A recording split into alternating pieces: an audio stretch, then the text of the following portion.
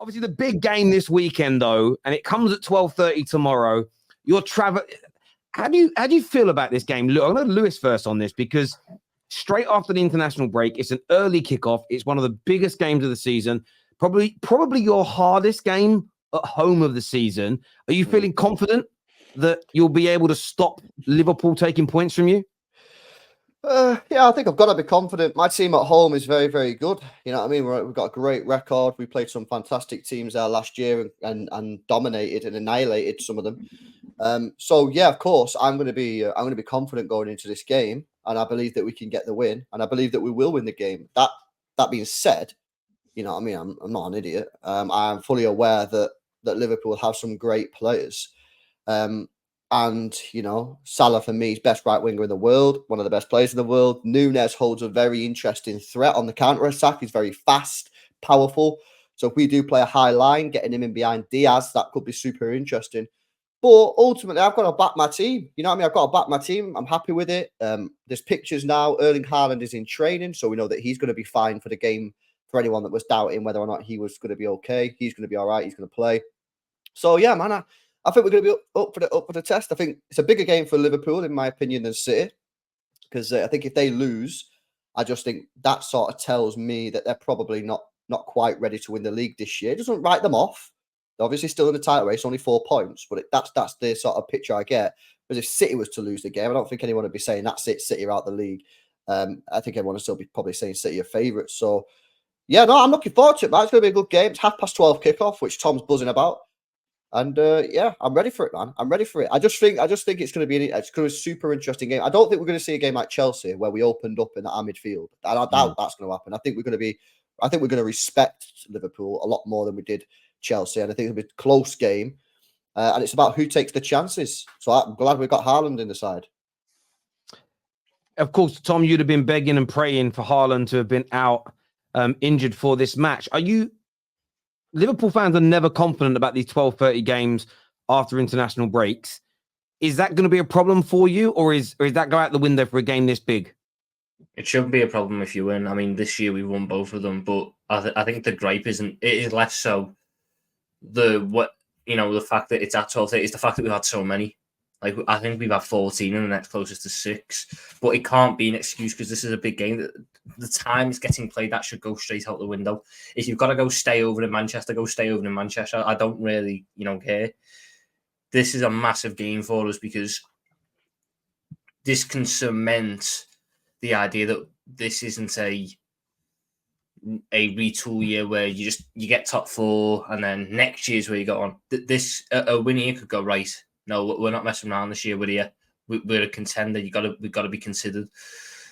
On the Haaland thing, that one doesn't really bother me if he plays or he doesn't, because I think Alvarez causes more problems up front, genuinely, because there's movements and everything, and the lack of a DM, he just pop up in all the pockets.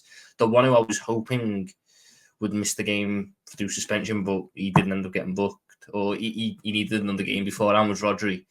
So I know we're talking about Nunez, then LB in the threat case. I wouldn't even start Nunez. I'd be starting Gakpo. I find that wild, bro. I just find that absolutely wild that you wouldn't start him. He is, for me, I mean, we spoke about this with Mo earlier on. For me, as in terms of a counter-attacking player, because obviously I think we all agree that City will probably dominate the ball. Not dominate, but we'll have more possession of the ball and probably squeeze you up.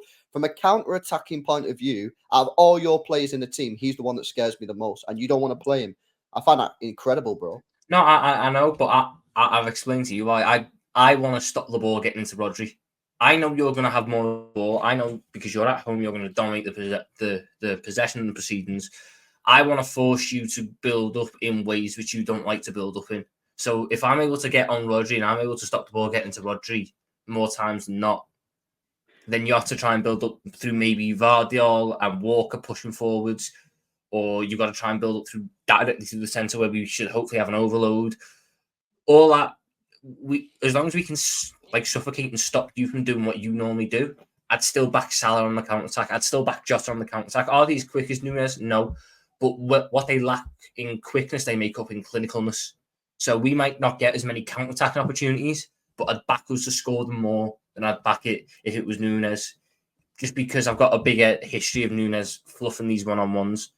So if I'm setting up maybe I'm giving you lot too much respect in this sense, but I want us to just be setting up compact, defensive, stop the ball getting to Rodri, and look to put Sam maybe up front in this game and hit with the few counter-attacks we're going to get back Salah one-on-one against a Diaz or a Gvardiol.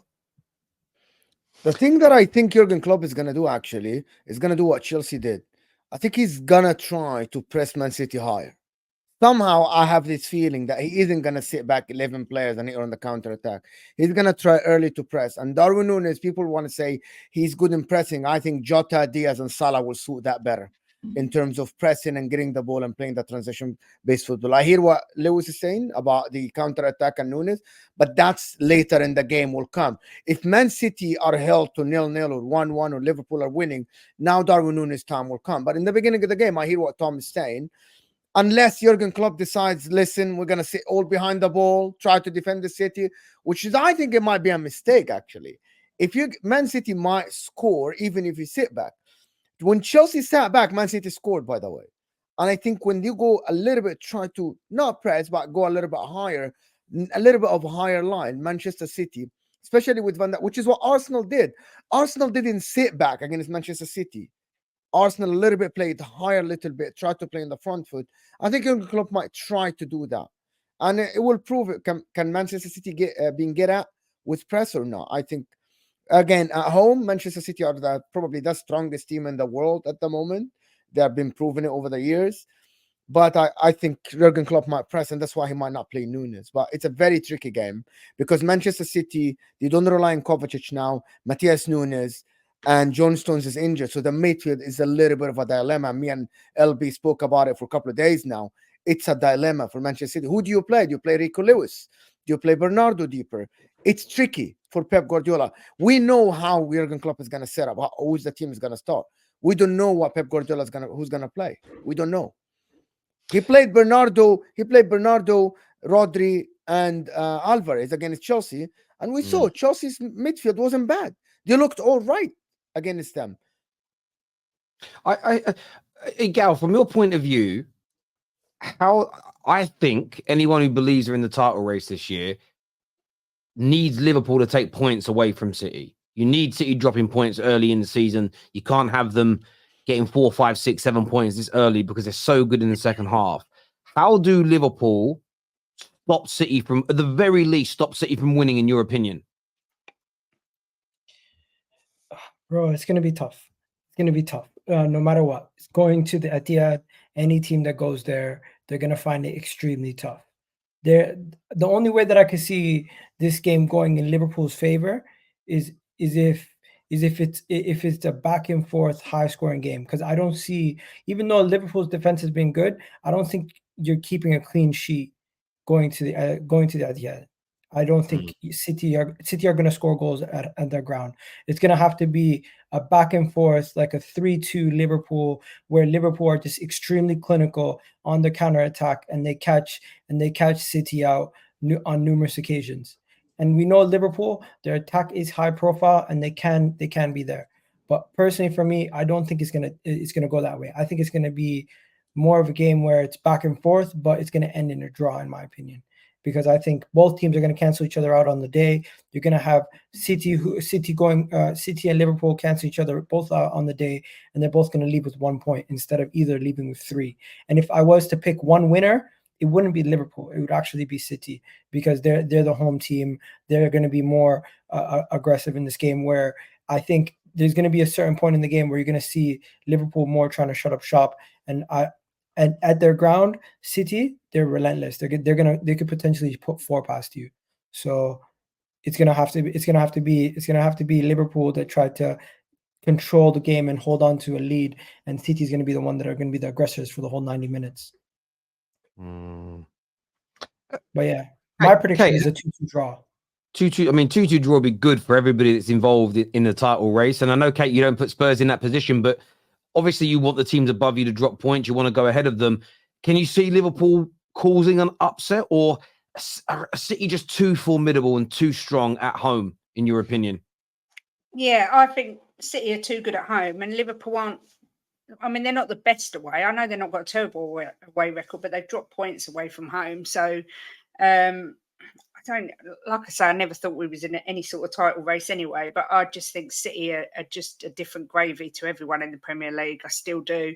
So for me, I don't think it'll be an annihilation. Don't get me wrong. I think they'll both play open and there'll be lots of chances and probably quite a few goals, but I think City will win it 3-1 on the day.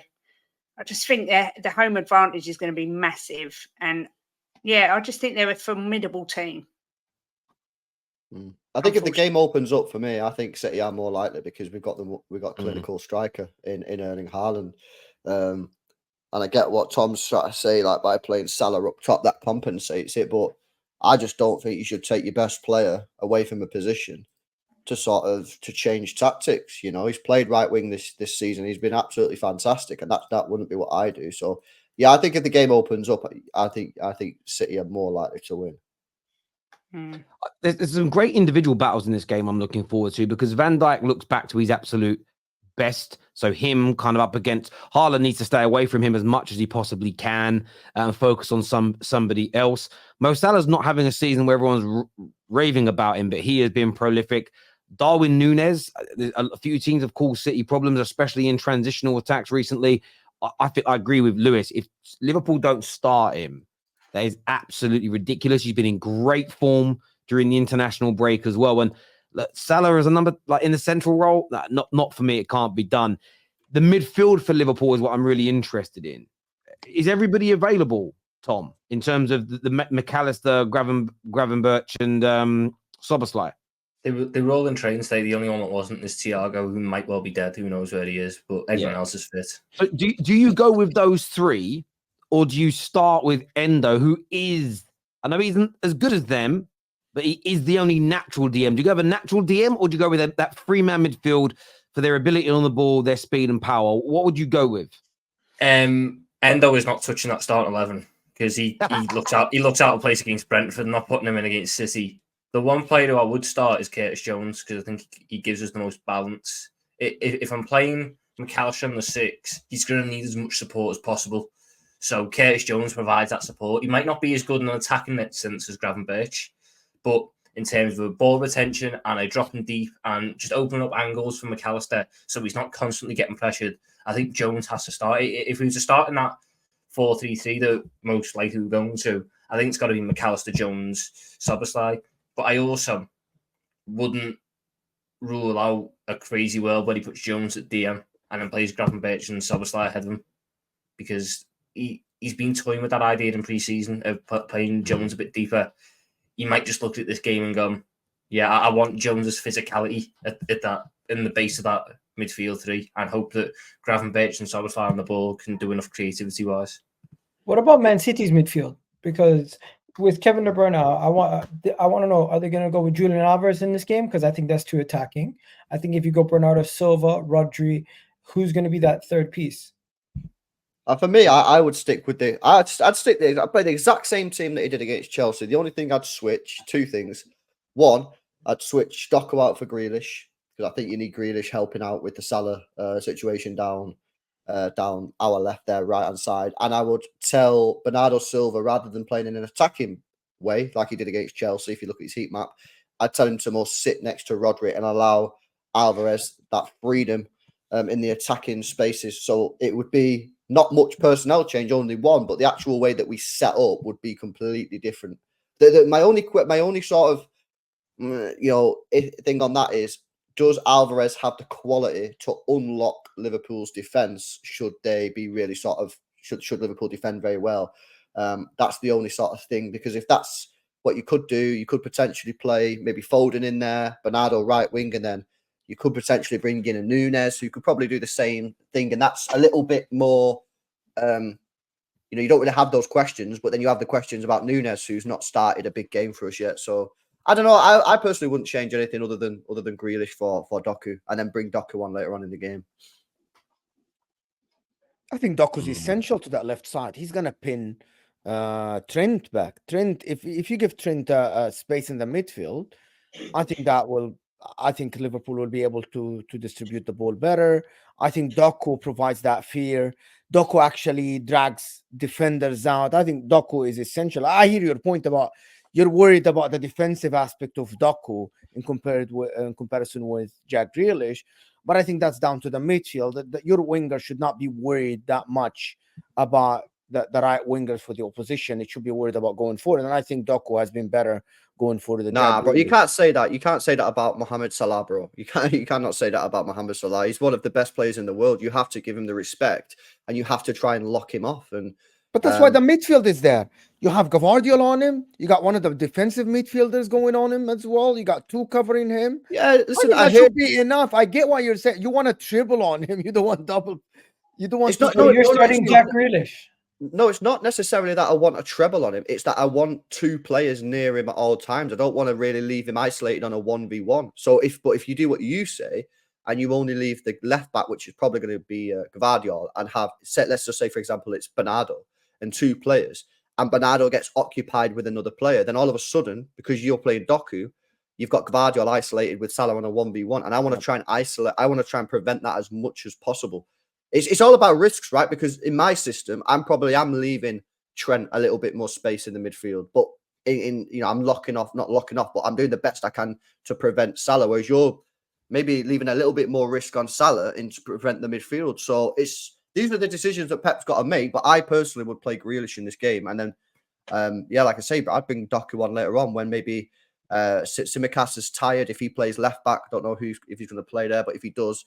Yeah, we don't know if Konate injured, and I think actually Gomez is injured. Konate was in He's training. not injured. He's back. Konate was in training today, so he should be fit.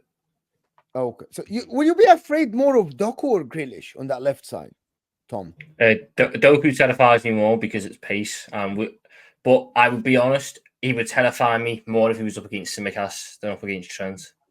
Because I would back.